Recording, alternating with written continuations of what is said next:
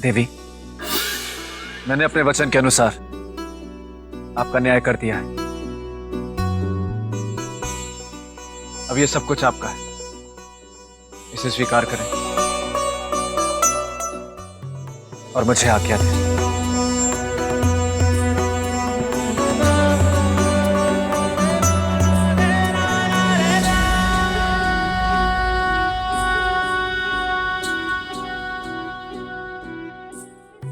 जय महाकाल, जय महाकाल। आपने मेरे न्याय के वचन की रक्षा की। आपको कोटि कोटि धन्यवाद। राजन, आप धन्य हैं। मुझे अब ये सब नहीं चाहिए। आपने मनुष्य और पशु दोनों को न्याय के तराजू में बराबर तोला। मेरे लिए इतना ही बहुत है। मैंने आज तक आप जैसा न्यायी राजा नहीं देखा। आपकी जय हो राजन।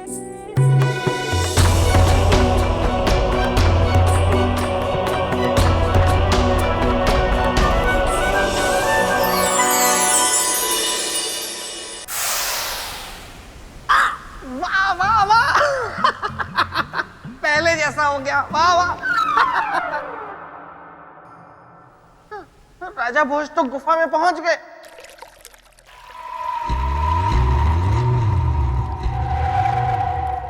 महामाया, नहीं नहीं नहीं नहीं, इनके सामने मैं नहीं जाऊंगा वहां, वरना पता नहीं इस बार मुझे क्या बना देंगी। राजन, आप और आपका न्याय दोनों ही धन्य हैं। जिस प्रकार आपने एक पक्षी और एक मनुष्य के बीच समानता से न्याय किया है, उसे ये संसार सदा ही याद रखेगा। न्याय की कसौटी पर आप खरे उतरे हैं राजन। अब आप सिंहासन की ओर कदम बढ़ा सकते हैं। अरे नहीं नहीं नहीं, ऐसे कैसे सिंहासन की तरफ कदम बढ़ा देंगे राजा भोज। मैं हूं बेताल, गलने नहीं दूंगा इनकी दाल। राजन, मैं आ गया। देखिए राजन, मेरी बात मानिए, लौट जाइए। आप पहले भी 3 बार प्रयत्न कर चुके हैं, लेकिन कोई फायदा हुआ नहीं ना, इसीलिए कहता हूं मेरी बात मानिए, लौट जाइए। ठीक है बेटा। ठीक है।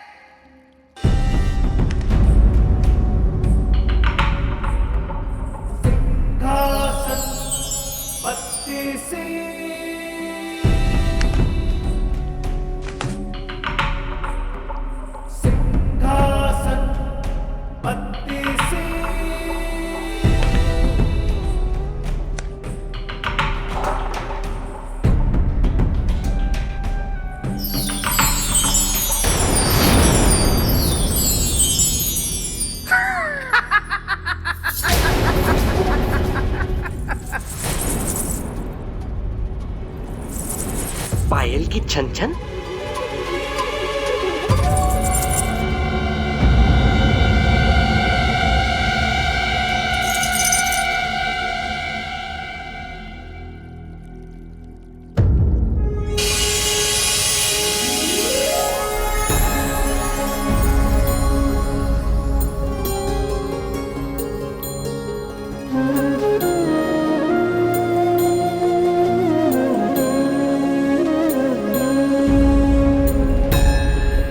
कौन है देवी आप?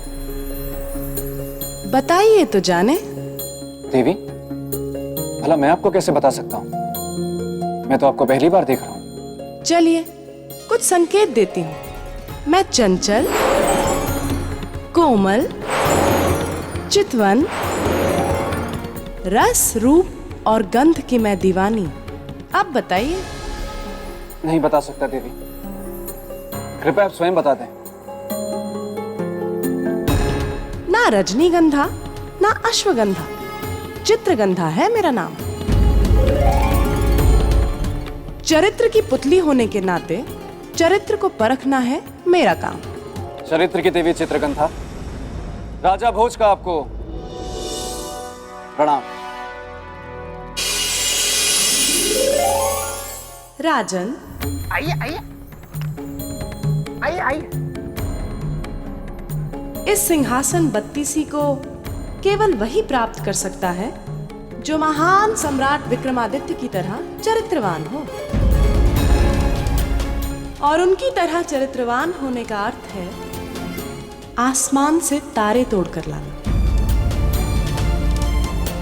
व्यर्थ ही समय गवा रहे हैं राजन, लौट जाइए यहाँ से। आइए मेरे साथ। नहीं नहीं श्रीमान बेटा, आप रहने दीजिए।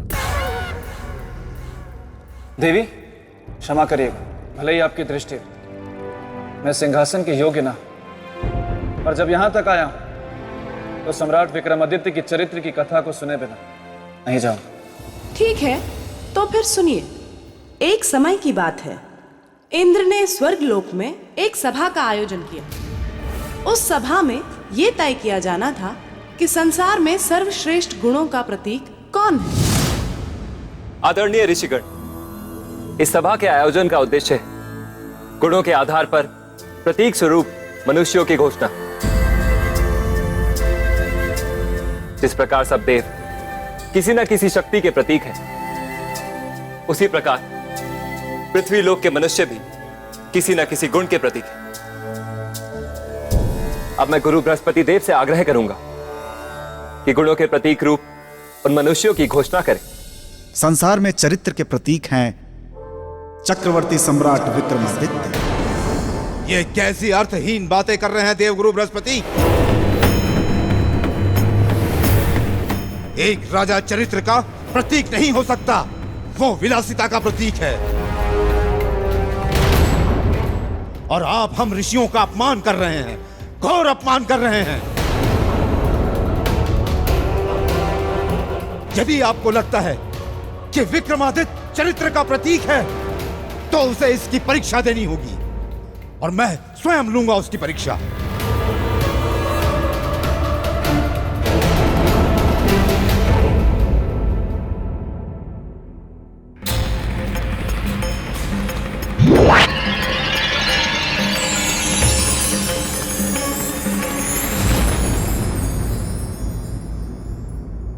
ऋषिवर, मैं अपने निर्माण का उद्देश्य जानती हूँ, और ये भी जानती हूँ कि मोहिनी की शक्ति से आज तक कोई नहीं बच पाया है। इसलिए आप निश्चित रहें ऋषि। चरित्रवान विक्रमादित्य को मैं अपनी एक मुस्कान से अपने वश में कर लूं।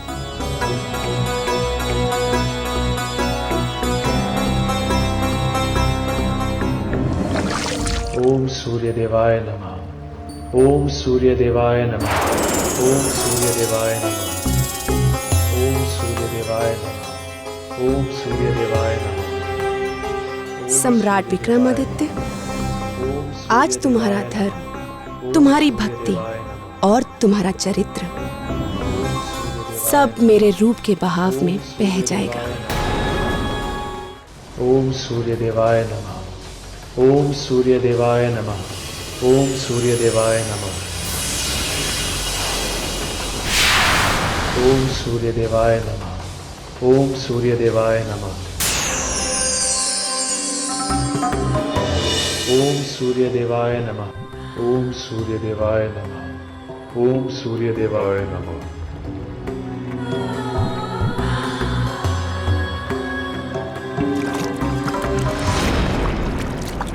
सम्राट विक्रमादित्य तो जा रहे हैं,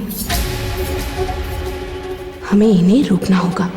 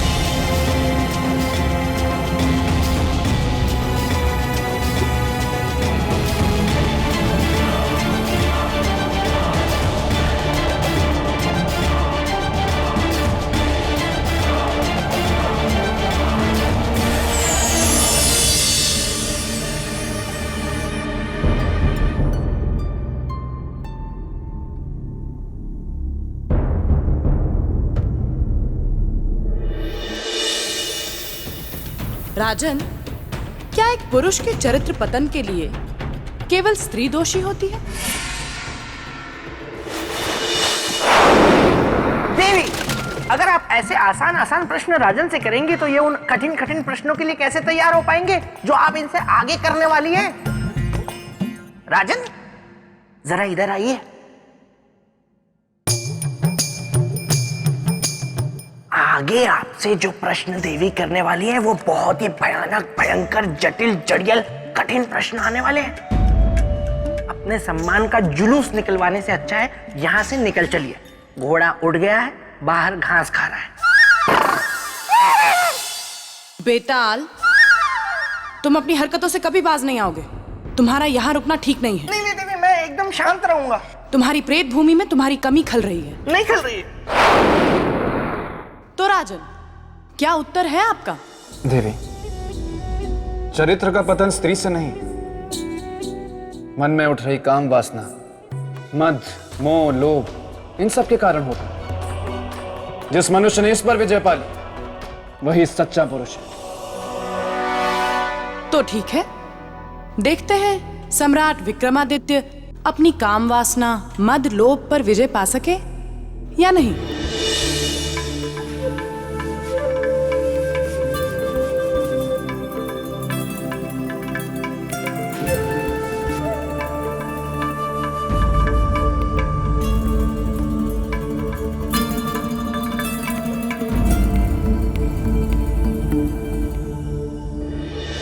देवी, हम कहाँ गए?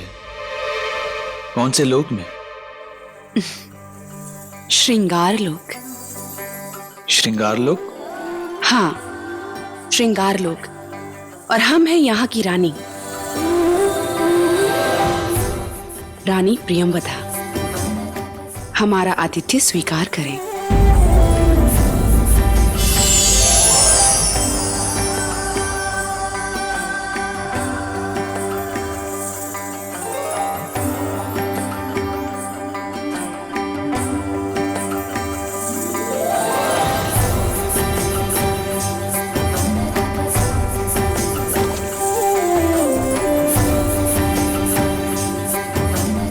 इस स्वागत के लिए बहुत धन्यवाद देवी, किंतु हमें पृथ्वीलोक वापस जाना होगा।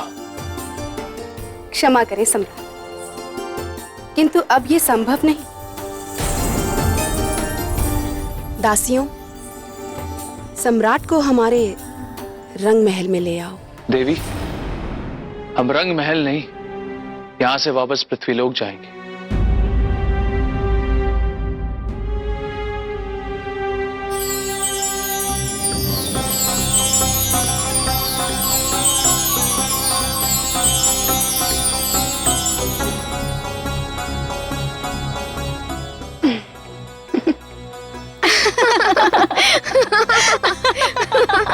ये क्या कर रही हैं आप देवी? आपको श्रृंगार की बेड़ियों में जकड़ रहे हैं ताकि आप यहाँ से कभी जा ना पाए।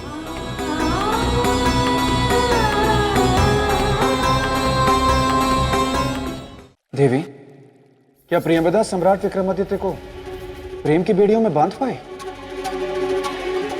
आपको क्या लगता है राजन? मुझे तो लगता है ऐसी कोई भी बेड़ी नहीं बनी है जो सम्राट विक्रमादित्य को बांध पाए। सही कहा राजा भोज। अरे जिस सम्राट को संसार की कोई बेड़ी नहीं जकड़ पाई, उसे ये श्रृंगार की बेड़ी क्या जकड़ेगी? पर यह बात इस प्रियंवदा को कौन समझाए? अच्छा होता अगर ये रूपमती होने के साथ साथ बुद्धिमती भी होती। बस बेताल, ये मैं कैसे क्या सुन रहा हूँ? क्या सुन लिया तुमने मस्तिष्क कुमार? यही कि सस सौंदर्य लेखा बस विवाह कुंडल से सस शादी कर रही है। अब तुमसे क्या छुपाना मेरे मित्र, बुरा तो मुझे भी बहुत लग रहा है, क्योंकि जब भी वो यहाँ आती थी ना तो मेरे प्रेत भूमि में रंग बिखर जाते थे। तो ये तुम्हारी शरारत थी? ये छल है, ये छल है।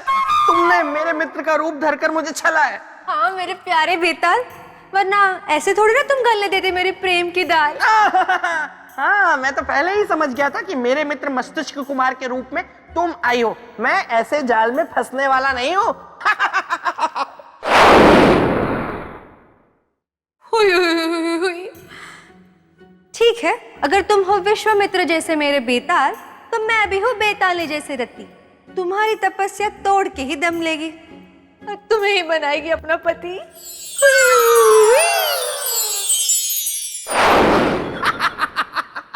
ये तो मेरी तपस्या नहीं भंग करवा पाई, लेकिन अब देखता हूं मेरे मित्र के चरित्र की तपस्या भंग करने के लिए प्रियंवदा ने क्या किया। हर संभव प्रयत्न किया गया महान सम्राट विक्रमादित्य को लुभाने का, और ले गया उन्हें रंग महल में।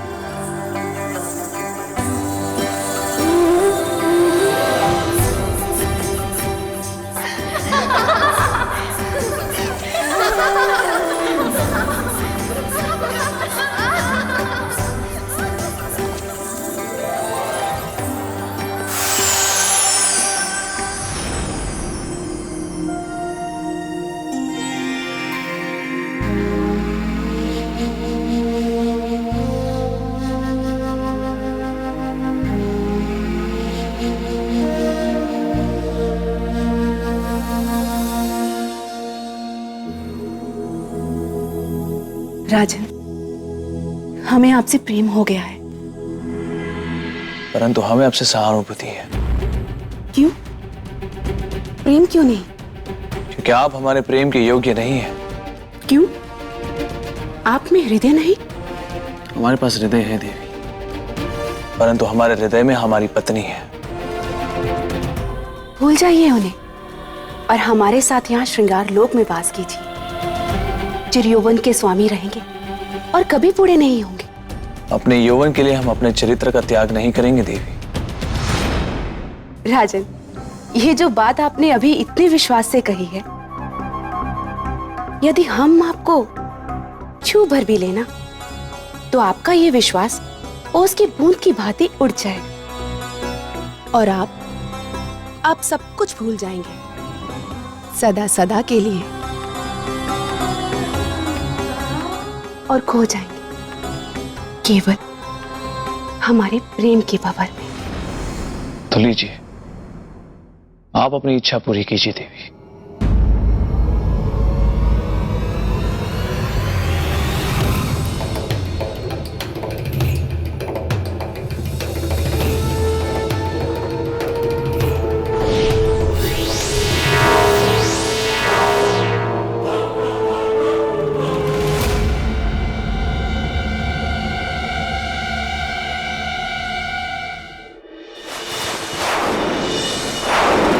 देखा राजन, पता चल गया होगा उस प्रियंवदा को कि मेरा मित्र विक्रमादित्य कोई साधारण मनुष्य नहीं है। खा गई ना प्रियंवदा झटका। बिल्कुल सत्य कहा आपने बेताल। देवी, मैं आपसे बहुत प्रसन्न हूँ। कम से कम किसी बात पे तो आपने मुझसे सहमति जताई। मैं तो आपकी हर बात से सहमत हूँ, और उस बात से खास कर जिसमें आप कहती हैं कि राजा भोज मेरे मित्र के सिंहासन के योग्य नहीं है। योग्यता का प्रमाण पत्र आपको देने की जरूरत नहीं है बेताल। तो राजन, क्या आपको पता है कि प्रियंवदा को सम्राट को स्पर्श करते ही झटका महसूस क्यों हुआ? इसका कारण जानते हैं? ये हमारी पत्नी का प्रेम है देवी, और उन्हें दिया हुआ वचन देवी। राजन, आज ऐसा पहली बार हुआ है कि प्रियंवदा के रूप और श्रृंगार के भ्रम को किसी ने तोड़ा है।